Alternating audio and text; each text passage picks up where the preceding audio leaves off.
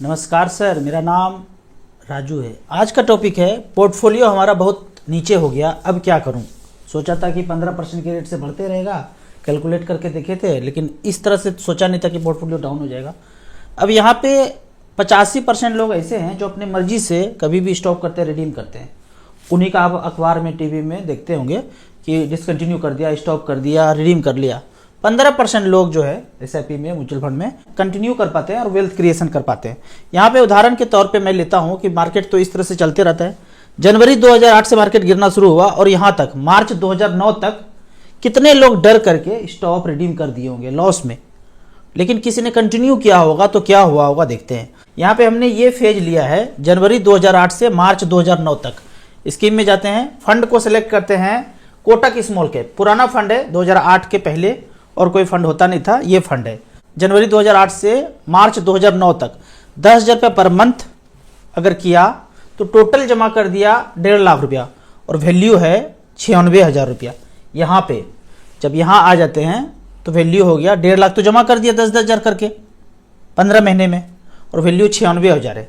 लेकिन इसको अगर कंटिन्यू करते, मतलब इतना ही पैसा 1.5 लाख ही जमा होके रह गया और इसको निकाला नहीं उस समय मार्च 2009 में, तो आज पैसा 26,92,000 है। कैश फ्लो में जाके देख सकते हैं कि हमने 2008 से शुरू किया, 10,000 रुपये लगाना शुरू किया, एनएवी का रेट 31 रुपया था और 15 महीने में सारा पैसा चला गया जितना भी लगाना था और डर करके डिसकंटिन्यू कर दिए। ये एनएवी आ गया 10 रुपया, मतलब जो एनएवी कितने पे था शुरू में, मतलब जो एनएवी 31 रुपया से स्टार्ट हुआ था वो गिर के फिर 10 रुपया तक आ गया और आप डर करके एसआईपी कंटिन्यू कर दिए, छोड़ दिए, लेकिन उसको रिडीम नहीं किया। रिडीम किया तो वही 95-96,000 जो मिलना था वही मिला, लेकिन अगर इसी पैसे को छोड़ दिया तो उस पैसे का आज वैल्यू है 26,92,000। इतना फर्क है। अब मैं यहाँ पे अपने पोर्टफोलियो का बात करता हूँ। मैंने जब शुरू किया 3,000 रुपये per month Nippon growth fund में, पहले नाम रिलायंस ग्रोथ फंड हुआ करता था, ये हमने शुरू किया 3,000 रुपये पर मंथ का एसआईपी 444 रुपये पे। फिर इस तरह से अगर देखेंगे 40 महीने के बाद जो एनएवी 444 से स्टार्ट किया था, 40 महीने के बाद ये 395 पे चला गया। ये 40 महीने आ गए, 40 महीने के बाद जो 444 से स्टार्ट किया था 395 रुपया आ गया। जब ये 395 आया तो हमने जमा किया था 40 महीने में 1,20,000 और वैल्यू है 95,000। कितने लोग 95,000 पे टिक पाएंगे? घर के फैमिली मेंबर क्या बोलेंगे, किस बेवकूफ़ के फेर में पड़ गया और तुम भी बेवकूफ़ बन गया, इससे तो अच्छा होता है एफडी में रख लेता, बगल में छोटा सा प्लॉट खरीद लेता। इस तरह से हमें भी सुनना पड़ा, ठीक है। लेकिन इसको मैंने कंटिन्यू किया, मतलब स्टॉप भी नहीं किया और एसआईपी भी जाने दिया। 2024 में, ये आज 2024 है, ये गाना है ना, वो साल दूसरा था ये साल दूसरा है, ये दूसरा साल है। वो 2009 था, ये 2024 है। 8,64,000 जमा हो चुका है और वैल्यू है 47,14,000। यहाँ पे देखते हैं ये इस तरह से फिर जब बढ़ना शुरू हुआ फिर पीछे नहीं मुड़ा। वो 2008-9 का जो कांड हुआ, कांड जो भी होता है किया जाता है। जैसे भूतकाल में 2019, 2020, 21 में जो भूतकाल में कांड किया गया वो क्रिएट किया गया। काफ़ी लोग जानते हैं इस बात को, काफ़ी लोग नहीं जानते हैं क्योंकि आंखों पे धूल जमा हुआ है, चश्मा उतरने में टाइम लगेगा। आज एनएवी है 4161 रुपया, जो 395 पे किसी ने रिडीम करके, स्टॉप करके छोड़ दिया, डिसकंटिन्यू कर दिया, आज ये एनएवी है। टोटल हमने जमा किया 8,64,000, थोड़ा बहुत कभी कभी लमसम किया, ज़्यादातर एसआईपी 3,000 का कंटिन्यू रहा। 8,64,000 का वैल्यू है यहाँ पे 47,14,000। आज रिडीम करूंगा, 4 दिन के बाद ये पैसा अकाउंट में आएगा। कुछ भी इसमें कटना कुटना नहीं है, जो कट कुट के ही दिखा रहा है। टैक्स जो बनता है वो आपको पे करना है 12.5% के रेट से, लॉन्ग टर्म कैपिटल गेन, बाकी सारा ये पैसा आपके अकाउंट में आएगा। तो इस तरह से करके आपको क्या एनालाइज करना है कि जब हमने एसआईपी शुरू किया, मतलब आपने जो भी एसआईपी शुरू किया वहां पे आप खड़ा हो जाइए और देखिए कि हमने 2008-9 में शुरू किया या जब भी शुरू किया 444 रुपये पे एनएवी था। आगे बढ़ते हैं, करते करते करते जितना महीना बीत गया, 6 महीना, 10 महीना, 12 महीना, 20 महीना, 3 साल, उसके बाद एनएवी गिर गया, 395 हो गया, तो जाहिर सा बात है आपका पोर्टफोलियो भी डाउन हुआ होगा। लेकिन इस 395 पे फिर खड़ा होकर देखना है कि शुरू कब से हुआ था। पीछे चलेंगे, शुरू हुआ था ये 10 रुपया में 1995 से, और शुरू 10 रुपया से जो शुरू हुआ गिरने के बाद 395 है, फिर भी 39 गुना ये हुआ है, 39 टाइम्स हुआ है। तो यहाँ पे आपको डरना नहीं है, बेचना नहीं है, रिडीम नहीं करना है, डिसकंटिन्यू नहीं करना है। इसको कंटिन्यू अगर करते रहे तो 4161 रुपया आज यानी भी चल रहा है। इसी तरह से कोई भी स्कीम हो, आपने शुरू कितने से किया था, अभी कितना चल रहा है, लेकिन ये शुरू कब से हुआ था, कितने से हुआ था, तो शुरू 10 रुपया से हुआ था।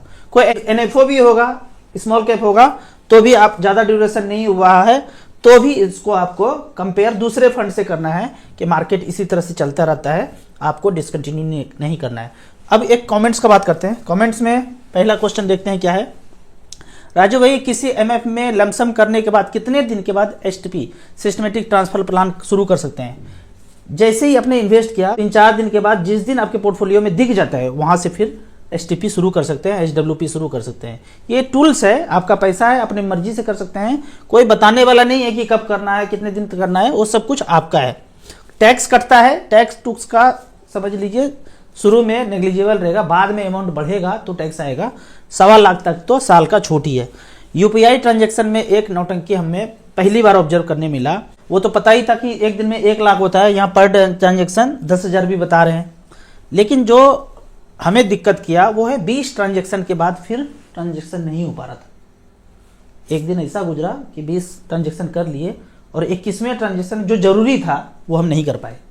मतलब समझ लो कि कोई हस्बैंड वाइफ बच्चे घर यहाँ से कहीं गए हों बाहर घूमने के लिए और 20 भिखारी को अगर दान दे दिया ऑनलाइन से या जो भी किया, उसके बाद निहायत ही जरूरी काम बच्चों को दूध खरीदने के लिए या कपड़े खरीदने के लिए, मेडिसिन खरीदने के लिए पैसे चाहिए, तो यूपीआई ट्रांजेक्शन बोलते हैं अलाउ नहीं करेंगे। अगर ये कैश होता तो फ्री है, कितना भी कर सकते हैं, कोई पूछने वाला है नहीं। लेकिन जैसे जैसे 20-30 साल के बाद हमारे बच्चे के बच्चे 20 के बाद 10 भी हो सकता है, ये ट्रांजेक्शन कम कर दे, 5 भी कर दे, नहीं कर सकते हो ऐसा भी कर सकते हैं, ज़्यादा बोलते हो, भंडाफोड़ करते हो, नहीं करने देंगे, बटन ऑफ कर देगा तो नहीं कर सकते हैं। तो इस तरह से करके धीरे धीरे कंट्रोल की तरफ हम बढ़ते जाएंगे। अगर ये जिस दिन पूरी तरह से खत्म हुआ, हम तो अभी देख रहे हैं हमारा 21वां ट्रांजेक्शन नहीं कर पाए, जेब में पैसा नहीं था, तो आदत खराब कर चुके हैं। उसने खराब किया, हमारा भी खराब हुआ। अगर ये पता होगा तो कैश रख करके ट्रांजेक्शन करेंगे तो ये वाला कंट्रोल नहीं होगा। अब म्यूचुअल फंड के कमेंट्स पे चलते हैं। सर, एक हाउसवाइफ जिसकी कोई इनकम नहीं है, आईटीआर फाइल वगैरह नहीं करती है, मैक्सिमम कितना रुपीज इन्वेस्ट कर सकते हैं? 10,000 रुपये पर मंथ तो शुरू कर ही सकते हैं। 10,000 रुपया घर में काम काज करने के लिए उनको एज ए सैलरी तो मिल ही सकता है घर में काम करने के लिए, तो 10 से 15,000 रुपये पर मंथ करेंगे, कोई चक्कर नहीं है।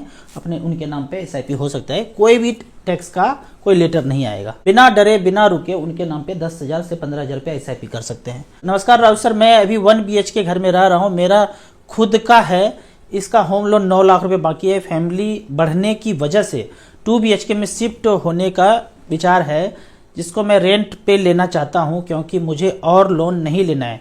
क्या मैं मेरे 1 BHK को बेचकर उसका पैसा एसटीपी के थ्रू ऑनगोइंग एमएफ में डाल दूं? रेंट पे देता हूं तो 8 से 9,000 रुपया रेंट आएगा, कृपया गाइड कीजिए।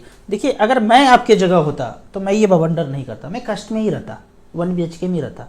आप कह रहे हैं कि यहाँ से निकल करके इसको रेंट पे लगा दूं और खुद जाके रेंट पे चल जाऊं। रेंट पे थोड़ा दिक्कत तो है, 2-3 साल में इधर उधर करना पड़ता है और कष्ट है, बच्चे बड़े होंगे, यही हुआ होगा। आप यकीन नहीं करेंगे, मैं 1 BHK में 5 मेंबर के साथ, पेरेंट्स, बच्चे 2, वाइफ, इसके साथ रहा हूँ।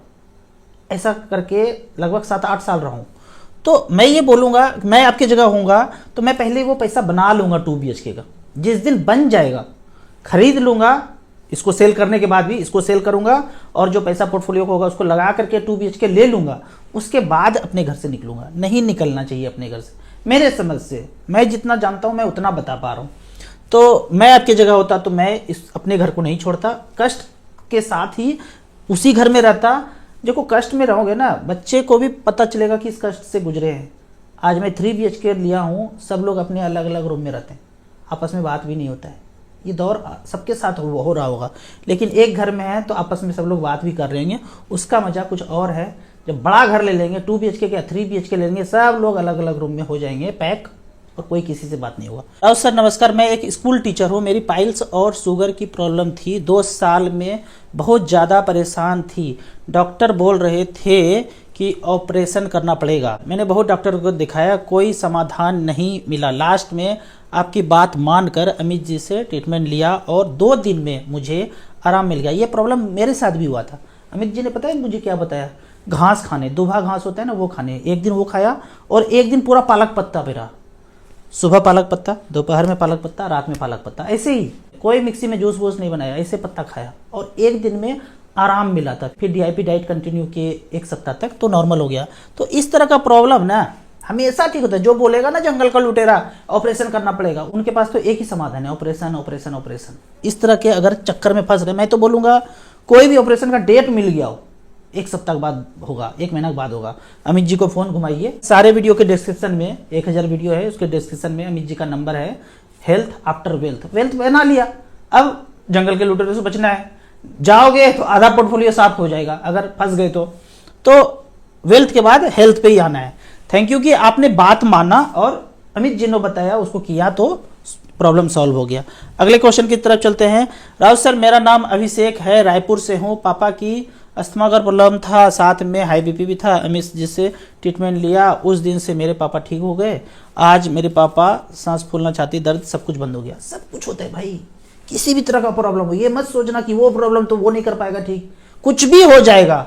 भयंकर एक्सीडेंट भी हो जाता है ना अचानक में, इमरजेंसी में पहले इसी को फोन करना है, बाद में ये बता दे कि नहीं भाई कहीं और चल जाओ तब जाना, ठीक है। अभी मैं पर्सनली अपने लिए एक चीज बताऊं, ठंड में क्या होता था, मेरे माथे में डेंड्रफ आ जाता था और बड़ा परेशान रहता था। कब से, ये 9-10 का बात है, तब से लेके 20-30 साल से सर छुपाते फिरता था ठंड के मौसम में।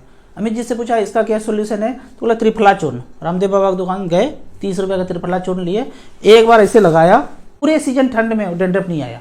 ये इतना सा छोटा सा फॉर्मूला, क्या जंगल के लुटेरों को पता नहीं होगा? पता बिल्कुल होगा, सब कुछ डिस्ट्रॉय किया मोगेम्बो ने। तो जरूर छोटे से छोटे, बड़े से बड़े प्रॉब्लम के लिए अमित जी को कांटेक्ट कीजिए। राउत सर, एचडब्ल्यूपी करने के लिए 10 साल के बाद क्या तरीका होगा अगर पोर्टफोलियो 50 लाख हो जाए? 50 लाख रुपया अगर स्मॉल कैप मिड कैप में आपका हो गया तो 1% तक 50,000 तक आप एचडब्ल्यूपी कर सकते हैं, या फिर उससे नीचे जितना जरूरत हो उतना कर सकते हैं। काफी सारा वीडियो डिटेल में एचटीपी का, एचडब्ल्यूपी का बना हुआ है, उसको आप देख सकते हैं। मैक्सिमम आप, जैसे मैं अभी स्मॉल कैप से कर रहा हूँ 12,000 रुपये पर मंथ, 20 लाख से 12,000 कर रहा हूँ, इसको ज्यादा भी बढ़ा सकता हूँ। ये यानी कि आपका मिड कैप स्मॉल कैप में है तो मैक्सिमम 1% मंथली, साल का 12% भी ऑप्ट कर सकते हैं। सर, अभी मार्केट में गिरावट कब तक रहेगा? ये तो मोगेम्बो बताएगा भाई, इसका पता किसी को नहीं। कोई अगर बोलता है ना टीवी पे आके कि इतना तक मार्केट गिरेगा, भाई इसका जवाब तो किसी के पास नहीं है सिवाय मोगेम्बो का। कोई अगर आके बोलता है ना कि इतने दिन के बाद इतने रिकवर हो जाएगा, इस चालबाजी में आप पढ़िए ही नहीं, इस सोच में आप पढ़िए ही नहीं। बस इमोजी को थोड़ा उल्टा करके स्माइल कर दीजिए और एसआईपी कंटिन्यू करते रहिए, दिक्कत नहीं आएगा। चिल्ड्रन के लिए कौन सा फंड सही होगा, यानी स्मॉल कैप जिसका एम ज्यादा है, या SBI magnum children benefit plan? ये नाम पे नहीं जाना है, चिल्ड्रन बेनिफिट प्लान आप कंपेयर कर लीजिए। चिल्ड्रन बेनिफिट प्लान में 15 साल से किसी ने किया और एसबीआई स्मॉल कैप में किया, 2 गुने से ज्यादा का अंतर है। बाद में चाहिए पैसा, उतना पैसा कि बच्चे का सारा रिक्वायरमेंट पूरा होने के बाद भी थोड़ा सा बच जाए। तो जरूर इतना लंबा समय है, 15 साल के ऊपर टाइम है, तो एसबीआई स्मॉल कैप में जाइए, वो ज्यादा अच्छा होगा। मेरे कहने पे मत जाइए, शुरू में आप 100 रुपया 500 रुपये कीजिए, जैसे जैसे आपका अनुभव हो उसके बाद आप बढ़ाना शुरू कीजिए। नमस्कार, मेरा नाम मुकेश कुमार है। ईएलएसएस फंड में पिछले 6 साल से 3,000 रुपये पर मंथ का एसआईपी चल रहा है। दिक्कत यह है कि इसको पूरा विड्रावल करना चाहता हूं तो पूरा पैसा निकल नहीं रहा है। इसका क्या तरीका होगा? इसका कोई तरीका नहीं है। जो पैसा पीछे 3 साल में, अभी से पीछे 3 साल में गया है, वो 3 साल के लिए लॉक होगा। 3 साल से पुराना पैसा है वो सारा निकल जाएगा। फिर हर महीने 3-3 हज़ार रुपया का जो वैल्यू है वो निकाल सकते हैं। मतलब जो पैसा गया वो 3 साल पिंजड़ा में बंद रहेगा, लॉक होगा, उसके बाद ही निकाल सकते हैं। कोई तरीका यहाँ पे निकालने का नहीं है। हमारा पैसा भी इसी तरह से रुका हुआ है, हम भी स्विच करना चाहते हैं स्मॉल कैप में सारा पैसा, पर वो 3 साल पूरा नहीं हुआ है तो उतना दिन तक वेट करना पड़ेगा। आपको इसी तरह म्यूचुअल फंड के बारे में और कुछ जानना है, इन्वेस्टमेंट के बारे में जानना है, तो इस नंबर पर मुझे व्हाट्सअप कर सकते हैं। StarSIP.in में जाके सारा म्यूचुअल फंड का दाव पे सीख सकते हैं। सीखने के बाद मिनिमम 100 रुपया से शुरू कर सकते हैं। AUM वाइज जरूर देखना है, रिटर्न वाइज नहीं देखना है। मिनिमम 100 रुपया से शुरू करके मैक्सिमम कितने भी अमाउंट तक आप SIP कर सकते हैं। आपको याद दिला दूं, मैं एक MP registered mutual fund distributor हूं। कमेंट सेक्शन में जाके आप क्वेश्चन हमसे पूछ सकते हैं, मैं इसी तरह जवाब देता रहूँगा। वीडियो अच्छा लगे तो व्हाट्सएप यूनिवर्सिटी में दोस्तों के बीच इसे जरूर शेयर करें। यूट्यूब पे देख रहे हैं तो लाइक एंड शेयर जरूर करें। Thank you so much.